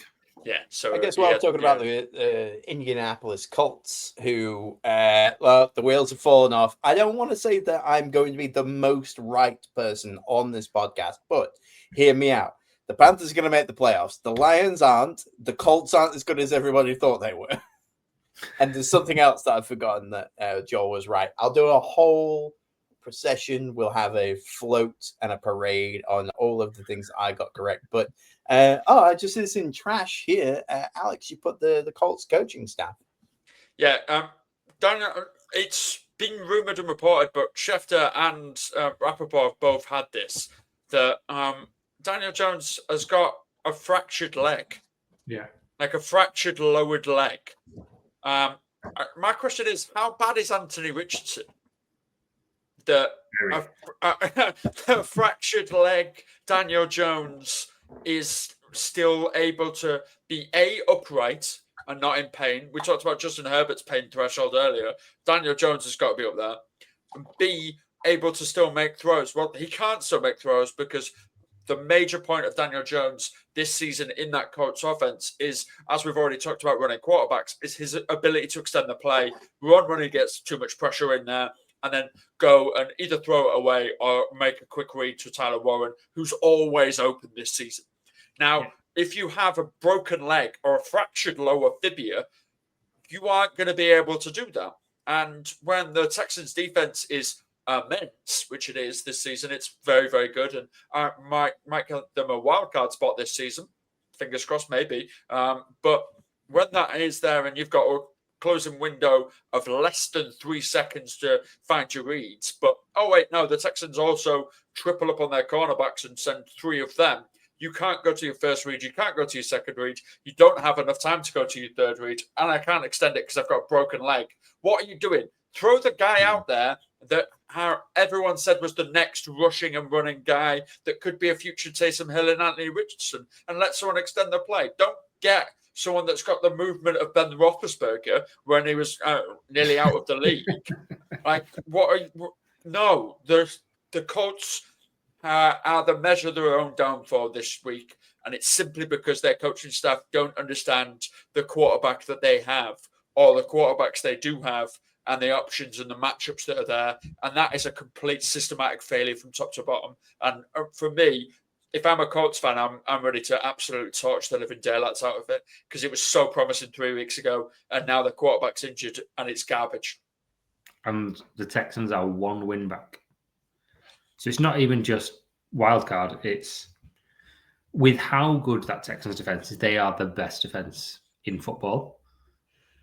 They can easily, the fact they went 3-0 with Davis Mills and then they brought back CJ, they're primed to get hot and just say, right, this is our division now, and it's just going to fall. It's a bit like, was it a few years ago the Jags were 8-3 or 9-3 and then missed the playoffs. You could see that happening for the Colts because Richardson, the reason they didn't put him in is because he's pants. The least accurate quarterback in the league last year. They should have used him more. The Shador Sanders of 2024, wasn't it? Yeah. They should sprinkle him in for a few running plays because the problem. But that's obvious. Not necessarily. They're going to run it. Not necessarily because he can run it himself, but so can Jonathan Taylor. And that's part of the reason why Jonathan Taylor's been so good is because Daniel Jones is mobile and can move into space. They need to accommodate for that, and it creates running lanes for Taylor. And they've used that really, really well. The two of them help each other because they're both a threat. And if one of them is not, then it kills both of them. And I think that's what we saw happen. The fact that it was only a 4-point game is a testament to the coaching and to how far Daniel Jones has come. But even still, it's sit him for a week, at least a week, something to get healthy and then not risk making it worse. Yeah, he should be on one of them little motorized scooters that Scatboo's got at the moment. Like, just like get like one knee up and just like not put any weight on it. As somebody who's suffering from being 41 and running 5 kilometers and getting a slight shin splint, I can tell you that I already have like one leg up because I'm resting that. Because I ain't a dummy. Like, I'm just gonna like hang out here, stand for 2 hours on a podcast. No, I'm gonna rest it like a good person. I was thinking about bringing Anthony Richards in to stand in my place, but I don't think he could do what I do either. Looking at that division, Jaguars 8-4, Colts 8-4, Texans 7-5. Crazy. Like, it's all three of them right now are in the playoffs if it were to like end today. But the Colts essentially are just hemorrhaging like wins, and you can't lose something divisional like that, especially to the Texans. But fine, defense great, but offense hasn't been that great.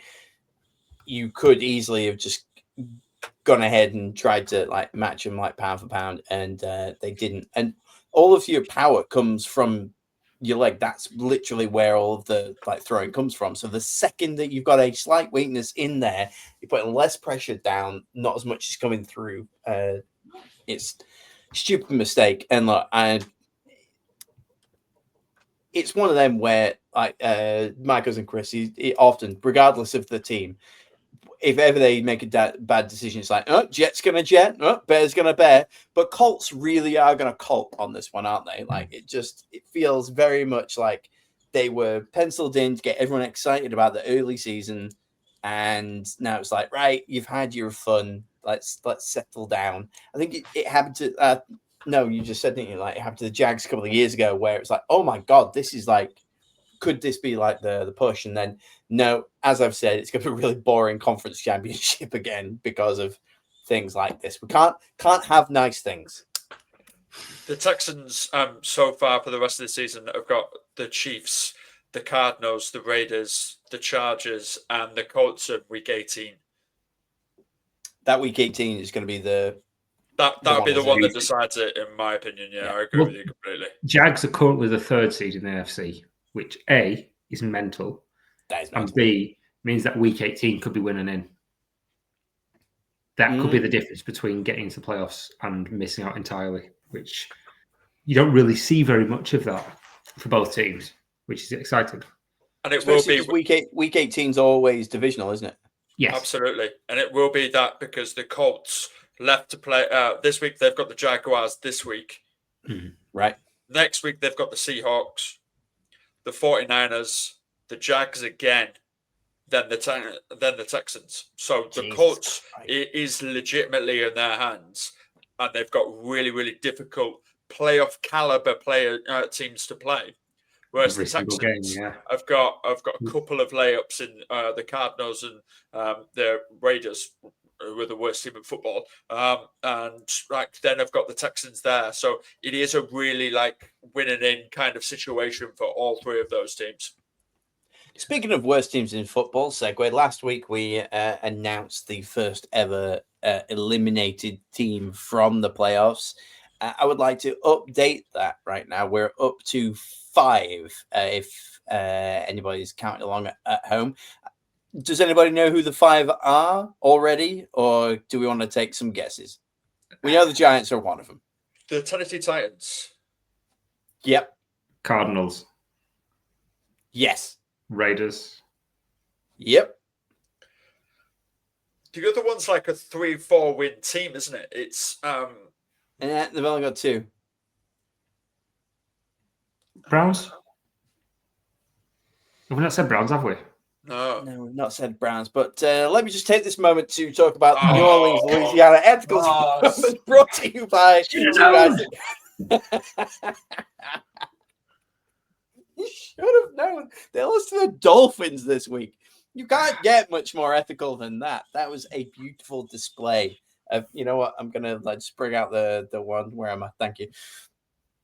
Oh, New Orleans, God bless you. You had me worried for a little bit there. I didn't think that we were gonna continue to tank the way we have done.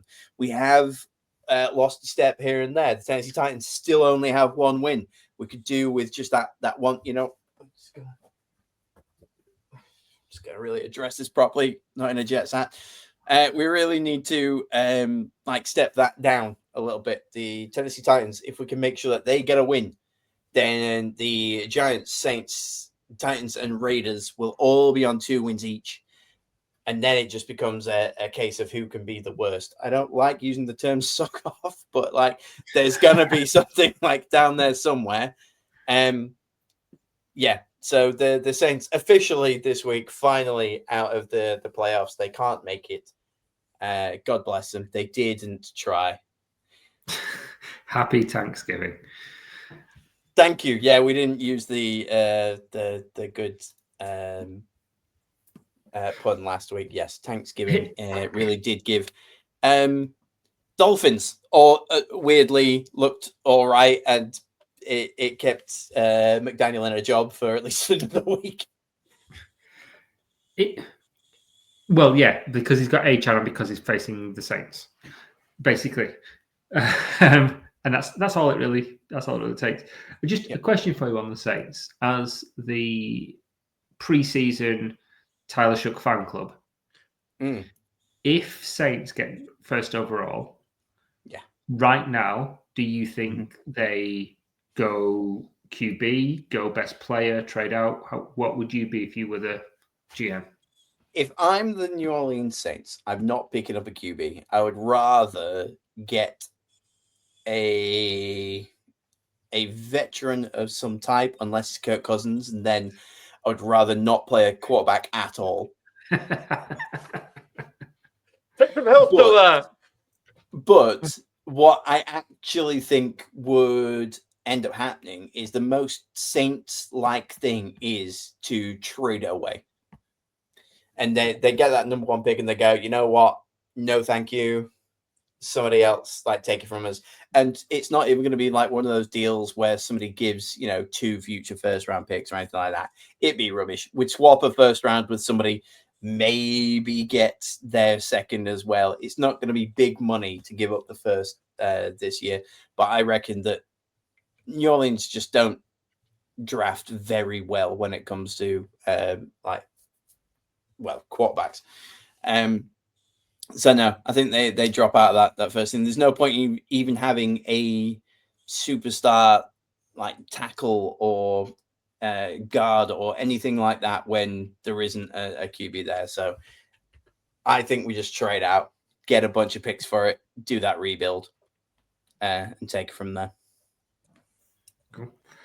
Boring is all it is. It's worth, but yeah, because there is another team that could be looking to trade out around about that, because the Rams currently have the 9 pick, don't they, from the Falcons. Thank you. They currently have the 9 pick from the Falcons, so it will be most likely the Rams get a really big haul for it, and then the Saints are kind of like, "Ooh, we want to do this too, please. Can we do this too?" Because that's how good organizations are run, and that's how bad organizations are run. Do you know it'd be really interesting? Someone suggested this earlier on. If the Rams go, do you know what? We've got Stafford. Let's trade up from that 9th position, maybe a future first, which is probably going to be a late pick. Do a couple of picks to move up, get Mendoza. Best QB we can get. We're never going to get anywhere close to that. Have him sit a year behind Stafford and just Rodgers father it and just push down that route. That they probably won't, because they'll see their window and say we need an elite player now to help us win next year. But I think that is would be a fantastic bit of long-term planning from. It depends if they win depends if they win it this season. If they win it this season, then I can see your scenario happening more. Yeah. Whereas if they go to the dance and come away the bridesmaid, not the bride, I can see them trading out more. Yeah, 100%. Yeah, I mean, if they win, Stafford might retire anyway. I doubt it, but he might. Super Bowl MVP walk-off. Oh, wow. Yeah. Who do you think he is? Peyton Manning? Yeah, could quite easily be that. Does anybody have any news they want to wrap up before we go on to talking about this coming week? One more. Sorry. Go on, Pete, actually. The only one I was going to say is we've kind of touched on it, so it'll be really quick. I want to dunk on Max Brosmer a little bit more. Oh, please. But yeah. Two-side. So he threw 4 interceptions this week. I don't know if you watched it or just saw the box score, but one of them might be the worst interception you've ever seen. He scrambled, lost a lot of yards, and then rather than just taking it on the chin and going, this was a bad play, he did a horrible sidearm throw, 3 interceptions, Ernest Jones, pick 6. Well, I mentioned it this morning earlier, where there were 3 good. Yeah. Well, there were 3 throws of people falling over and throwing it sideways, and he was one of them. But he isn't Patrick Mahomes. Exactly. Yes. But beyond that, the other 3 weren't horrendous plays. They were all on target. What they were probably lacking was a bit of velocity, which is why I was undrafted QB. So they were missing the velocity. So they were on target for the guy, and they were just the route was jumped because the Seahawks defense is very, very good. And his actual stats were better than Sam Darnold, because Sam Darnold was rubbish. When I say stats, I mean not overall, but in terms of passing. Darnold was 14 of 26 for 128. Brosmer was 19 of 30 for 126. So similar yards and a better pass completion rate. Darnold looked rubbish in this. He must just be thanking his lucky stars for Brosmer pulling all the attention from how bad he looked. But this entire thing felt like a shall we work together to just help JJ? We're both friends with JJ. Let's make him look good by his absence. And that talk beforehand of Brosmer, they kept Brosmer out because he might actually be better than JJ McCarthy. Brosmer was awful this week. 126 yards, 4 interceptions. I mean, he still might be better than JJ McCarthy. He could start for the Browns. Yeah, exactly. But yeah, that was it's a horrible situation to go in for your first game because they're a very, very good defense. I'd like to see him get another try and just save it, because otherwise, if he doesn't get another chance now, and we know JJ McCarthy's back this week, that might be his career done. He'll just get cut in the off season and he's done. And that feels unfair. You want to see people at least get a go. Yeah. Quick touch on Sam Darnold. This is the 3rd week Sam Darnold sucked. Mm-hmm. So let's keep a little eye on the Sam Darnold's I'm going to implode train. Same as last year. Doesn't like it cold. No, and obviously going back to the Vikings revenge game, that kind of thing. This is what you could have had. Well, we know exactly what we could have had, and we're going to scheme it up and give you everything that you bloody hate. So, yeah, there you go, Sam. But he's going to bounce back against the Falcons this week because it's the Falcons. Because it's the Falcons. Yeah, if the Falcons could do one thing, they can give your quarterback confidence. Not their quarterback confidence. They give your quarterback confidence. That's really nice of them. Alex, did you want to drop anything before we nip into this week? Two things. One, Newcastle have just scored, so up the tune. Two, UTU. Nope. UTT. yeah. Second one, the mid-season Hard Knocks drops tomorrow, That's it. and It was in it's Hard Knocks. yeah. So obviously Hard Knocks they do an off-season one. For those that don't know, they do an off-season Hard Knocks where they pick one team and they go through it and they go through their preseason battle, and there's normally a really heartwarming story and do that one to get more money. Filling them with the Bills. Hard Knocks over the last couple of years have done in-season ones as well. They're not as popular. Last year, I think it was the Arizona Cardinals, and the season before that, I think it was also the Birds and the Falcons. I'm not entirely sure. Actually, last year it was the entire. What's the division? Ravens are in AFC East. Yes, probably. Yes, go. It was the entire AFC North division. AFC North. Thank you. AFC North. It was the entire division, like in season, to see who made the playoffs. They're going to do exactly the same thing this season then, but they are picking the NFC East. I was going to swear then. I would have loved for that to be the NFC South. I would love to just see that, like Panthers, Tampa Bay, like fight for the top, and the Falcons Saints fight for the bottom. So sorry, who was it? The NFC. Yeah. East, so that's the Eagles, Oh, Cowboys, Giants, Commanders, and Giants. So again, it is similar to that. Who's going to fight for the top? Eagles, Cowboys. Who's going to fight for the bottom? Or it's the Giants, Commanders. So again, it's that. Yeah, I think I'll keep an eye out on that. That sounds pretty interesting to me. Like I like I don't like all the teams, but I like three of them, and not the Eagles, just because I think they look stupid. Well, they could drop an egg. Hey, let's hope so. On to pick 'em and flip.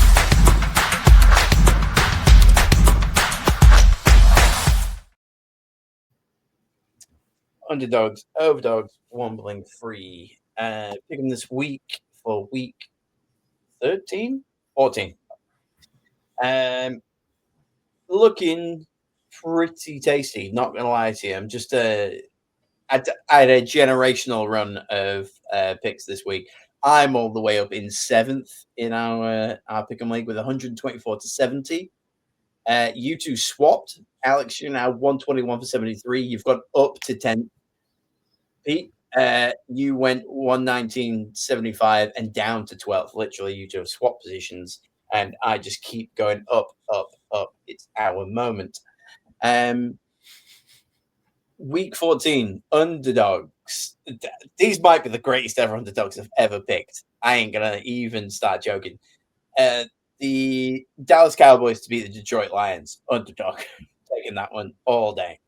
The Jacksonville Jaguars to beat the Indianapolis Colts, underdog. Also taking that all day. I have taken the Chicago Bears, who I do think could be considered the underdog because of the past. However, watching them both play over the past 5 weeks, I think Chicago have been the better team. So, underdog, picked him. I've also taken Washington, the underdog, to beat the Minnesota Vikings for obvious reasons. I think that's like 49-51, though. Like that, it's barely an underdog. And I've knocked it out there as a sneaky upset. Cincinnati could sneak a win from Buffalo. I've taken Buffalo, but I think that there is a possibility that there is a sneaky Cincinnati win in there. And if anybody wanted to be the one brave soul, which by the way, this week no one went out on a limb. Everyone essentially picked the same this week. We all got the obvious things wrong. We all got the obvious things right. And there were. I picked the Bengals to beat the Ravens. So did I. Yeah, so there's both of you. Yeah, I did rubbish you everything get else. shout out because multiple people pick the same thing. That's not how this works. I mean, sometimes it does, but not you two. It was just me. Yeah, I think that like Cincinnati have got a shot against Buffalo. I see the cracks. Cincinnati have looked really good this week. Buffalo have looked really poor the past couple of weeks. Again, I've picked Buffalo. I just think that there's going to be a difference out there. not breaking news, but actual news. S Black 74 is now joint first with Raider Butts with 130 points. I'm only 6 points behind the top spot, but the fact that S Black he must have had a bad week, and he's allowed Raider Butts to sneak in the back door, so to speak, and he is sharing the glory so far. But yeah, pretty good week for me. What do you two got? You got any interesting underdogs, overdogs, wombling free?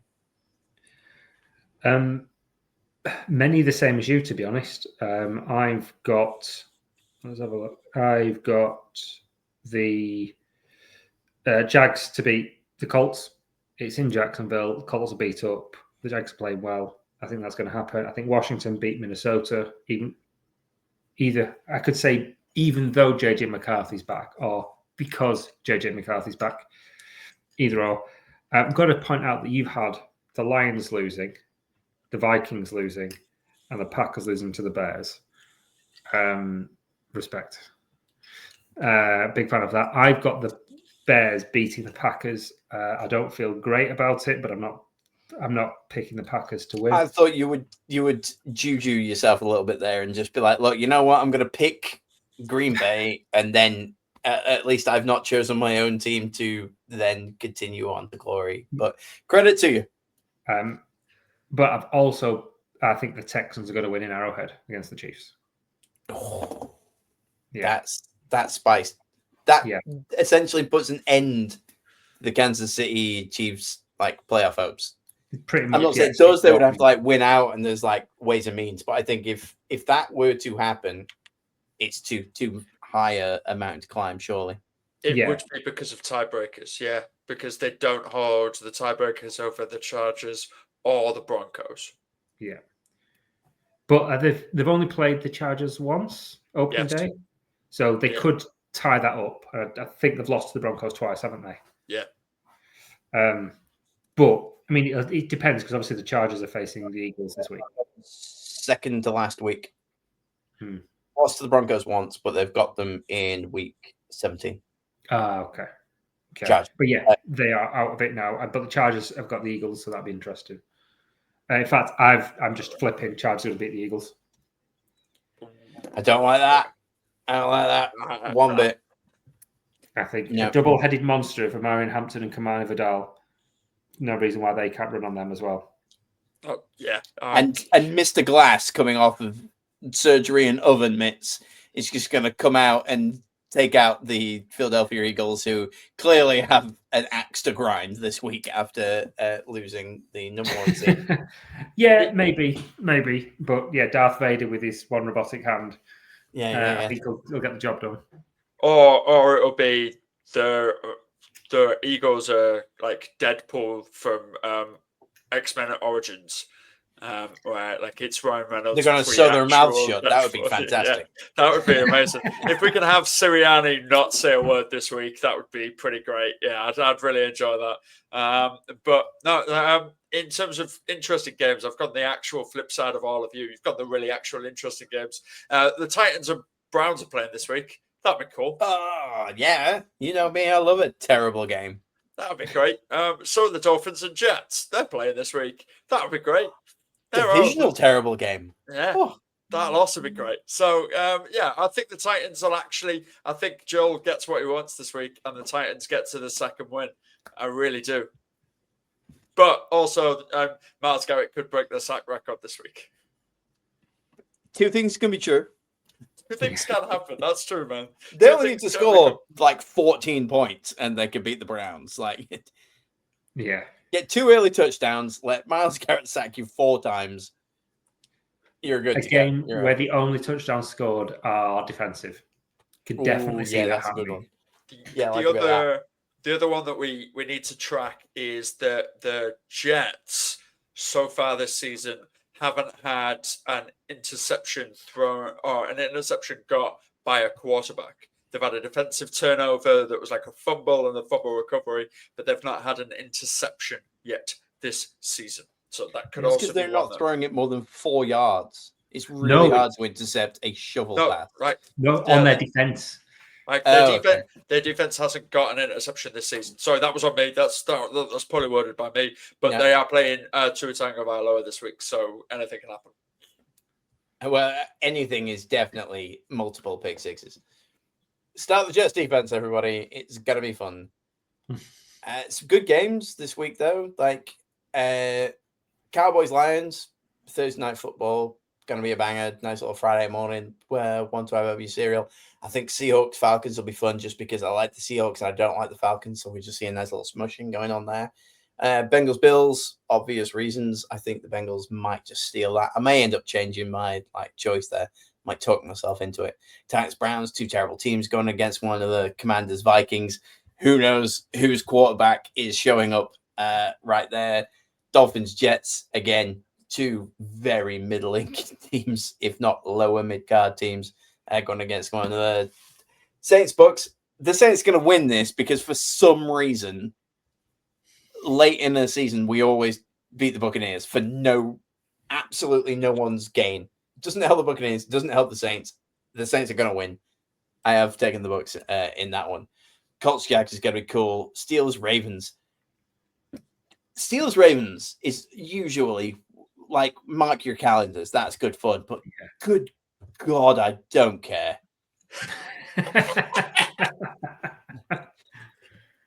This is just, I don't want to see Aaron Rodgers. I don't really care for the way Lamar Jackson's playing right now. 2 6-6 teams. And no, thanks. Broncos smush the Raiders. Bears Packers is probably going to be an absolute banger. The Rams are gonna send the Cardinals all the way back to St. Louis. And then I'm going to watch the 6-minute highlights of the Texans Chiefs. So I don't particularly care what goes on there. Eagles Chargers, I just don't like watching the Eagles. But like Sunday is going to be like fun. And after a few weeks ago saying, I'm getting like season fatigue and I'm just ready for the actual like playoffs to kick in. Some of these have got that kind of playoffy feel to it where Burrow's back. Bengals Bills should be end to end. I think we might be in for a good one. Also, like coming off the back of not being able to watch a lot of football, I'm actually really excited to watch a lot of football. So that's really quite nice as well. And that late, the 9 o'clock slot, Sunday evening slot, there's only 3 games. Broncos v Raiders, probably going to be rubbish. Rams v Cardinals, probably going to be rubbish. You can focus all on what is actually going to be the game of the week, which is Bears Packers. Because it means you don't even have to feel guilty about just saying, I'm just going to watch that game, because it's probably going to be the only one that's not a blowout. He says that Jordan Love will stick another 4 touchdowns up again like he did this week. That's clearly going to be on Sky, though. So it's Red Zone is going to be clutch around here, because all it's going to be is we're going to be watching Bears Packers, and every time they go to commercial, fine, we'll go and look at another game for a minute because we can't do that on Red Zone. Or it'll be we're spending half the time at Rams because they're just going to absolutely destroy the Cardinals because keep having to cut back to touchdowns. Yeah, because Sean McVay is upset that they lost a game against the Panthers, so he's just going to go, right, boys, just go out there and flatten them, just smack them about a bit, please. It's not on Sky. Woohoo! No. There doesn't appear, I'm looking on the Sky website, and there doesn't actually appear to be a 9 o'clock kickoff being shown at all. They might not have chosen yet. I think usually the NFL UK like Facebook group, usually midweek they say, it looks like Sky's got such and such and Five's got such and such. I think they leave it as late as possible to make their choice. But clearly it's going to be Bears Packers. You can't. There's no way they go, Broncos, Raiders, or Rams, Cardinals are going to be the ones. Yeah. I thought so too. Yeah, get your discount DAZN memberships like kicked in because there's absolutely no weeks left. I think they're probably doing it at super cheap for some reason. It was on £35 a couple of weeks back, so it should be really cheap. Oh, it's on Channel 5. Ah, there you go. No. Yeah. I've got a good game. Jeez Louise. Colts v Jags, followed by Bears Packers. That's a great window for 5 this Yeah. week. Yeah, That's a really good that's window. real good free view, Yeah. or free viewing rather. Yeah, good effort there. Well done, 5. And well done, both of you. We made it all the way through to the end. No, we didn't. We hit 2 hours. We just did it. 2 hours, 24 seconds. As I was about to say that we went on a.